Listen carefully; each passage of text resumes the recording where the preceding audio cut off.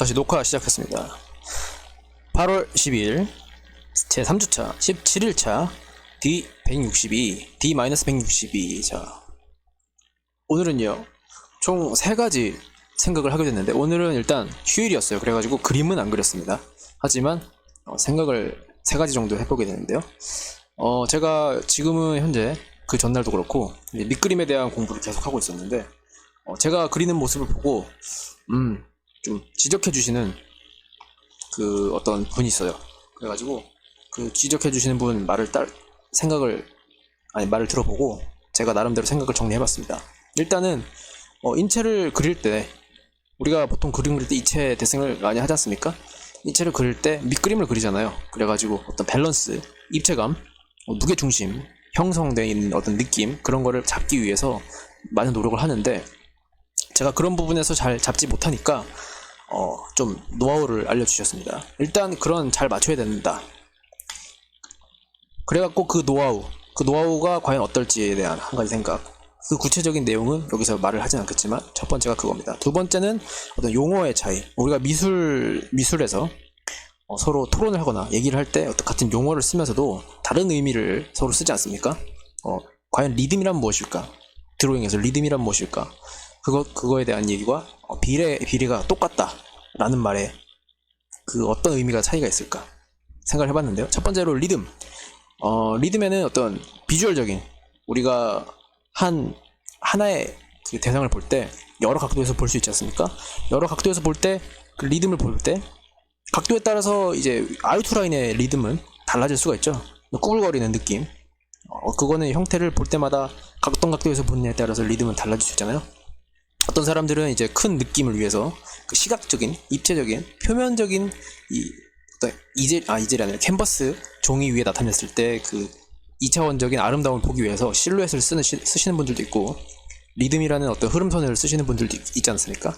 구도라든지 그거랑 같은 맥락으로 리듬을 쓸 수가 있다고 봐요. 리듬이란 용어를 말할 때. 하지만 어떤 분들에 한해서 제가 보기에는 잘 이해가 안 되지만, 밸런스, 무게중심에 관한 것도 그 하나의 리듬을 갖고 있다. 율동성, 운동성을 지니고 있다 할 때 그 리듬은 입체 대상이 실제로 움직임이 바뀌지 않는 한 어떤 각도에서 보든 간에 그 율동성은 이제 본질적으로는 동일하지 않습니까? 피지컬적으로. 그런 밸런스를 갖고 있는 리듬감은 바뀌지 않죠. 어떤 각도에서 본다고 하든. 그런 말을 설명할 때 리듬.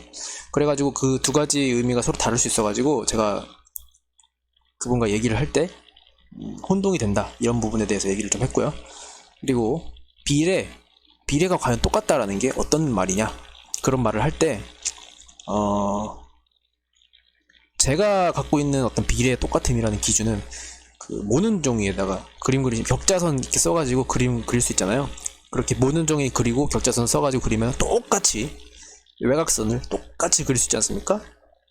여백의 공간까지 고려해가지고 정확히 사진을 복제하듯이 그런 거를 저는 이제 비례 관계의 똑같음이라고 생각을 했는데, 그 알려주시는 분이 말하고 싶은 비례는 그 처음에 리듬에서 말한 두 번째 밸런스와 같더라고요.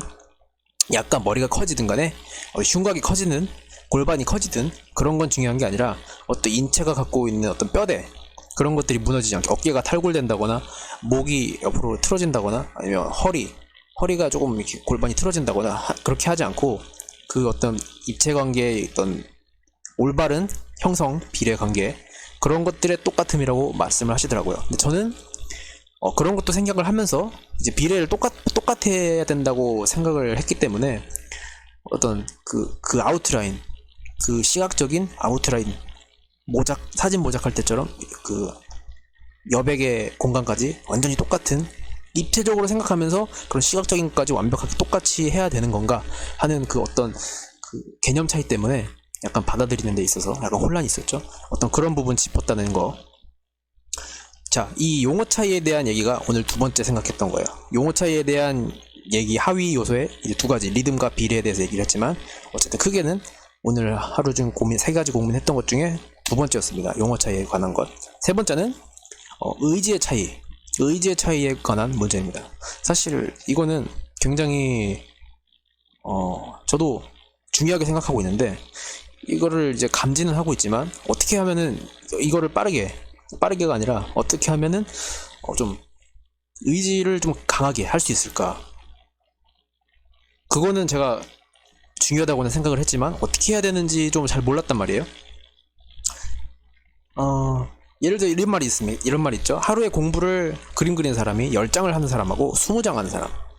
좀 극단적으로 예시를 들면 하루에 그림을 1장 그리는 사람과 50장 그리는 사람. 양의 차이도 있지만 뭐랄까, 양의 차이가 있고 의지의 차이도 있고 노력의 차이도 있지 않습니까? 그 차이가 분명히 있다.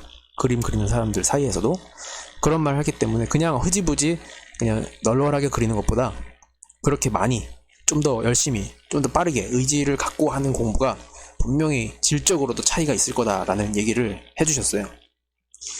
그러면은 그걸 어떻게 해야 되느냐 제가 물어봤습니다. 어떻게 구체적으로. 다양한 시도들이 있더라고요.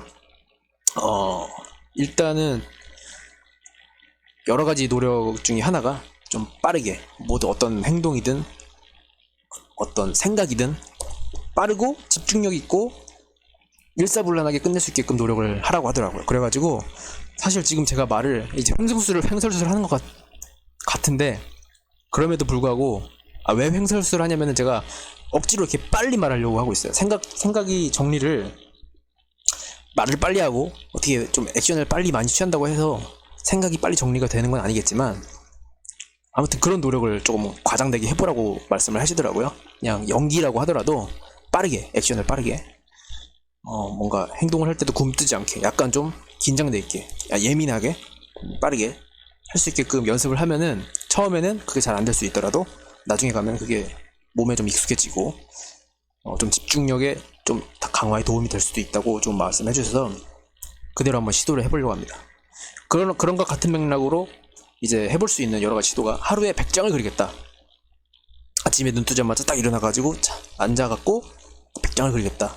어떤 그런 기준을 세운다든가 아니면